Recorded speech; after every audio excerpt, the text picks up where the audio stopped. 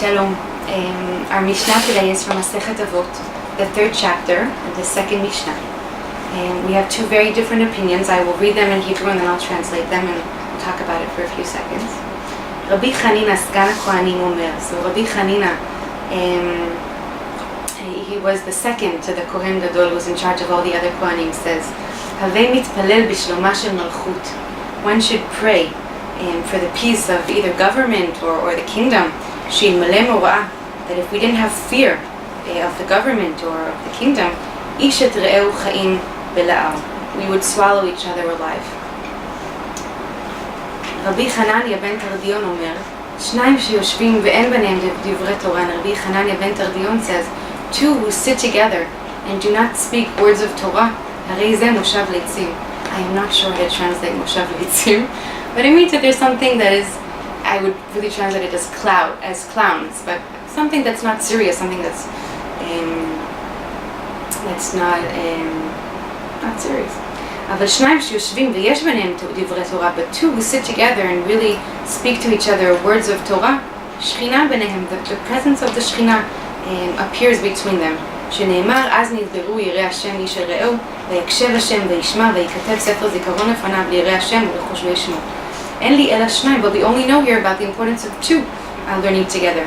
מניין שאפילו אחד שיושב ועוסק בתורה שהקדוש ברוך הוא קובע לו שכר, שנאמר, ישב בדד וידום כי נטל עליו.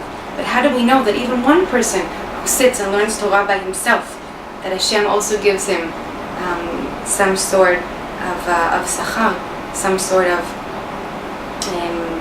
compensation or present or whatever. שנאמר, ישב בדד וידום כי נטל עליו.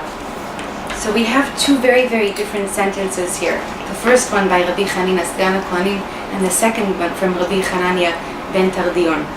Both Rabbi Chanina and both Rabbi Hanania live in the time of the Second Temple. Rabbi Hanania ben Tardion is known for being one of the Aseret Orgei Malchut, who was basically burnt with a Sefer Torah in his hand. Rabbi Chanina, it's not 100% sure that he was, but some say that he was also one of the Aseret Orgei Malchut.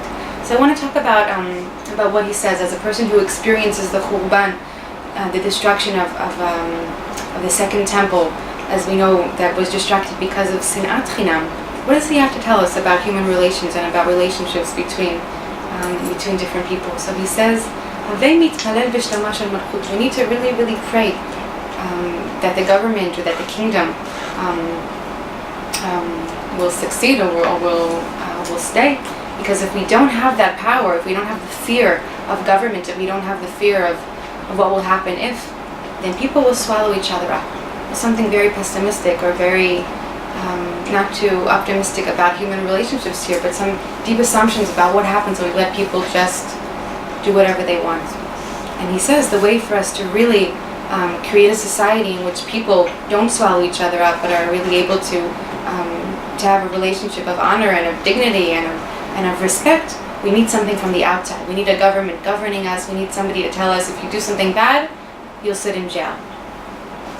I have to say that to me it's not something that I connect to on a personal level, but I understand it on a historical level. When you see what really can happen to humanity when people don't have boundaries, and I can understand what he's saying. And there is truth to needing something on the outside to really create something between people.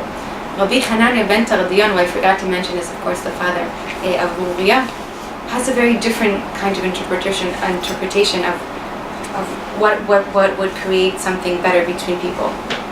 And he says, שניים שיושבים ואין ביניהם דברי תורה, הרי זה מושב ליצים, אבל שניים שיושבים ויש ביניהם דברי תורה, שכינה ביניהם. He has a different opportunity here that he gives people. And he says, how can I create a society of people who sit together and don't hurt each other, who actually create respect and create honor and dignity between each other? How can I create some sort of social solidarity?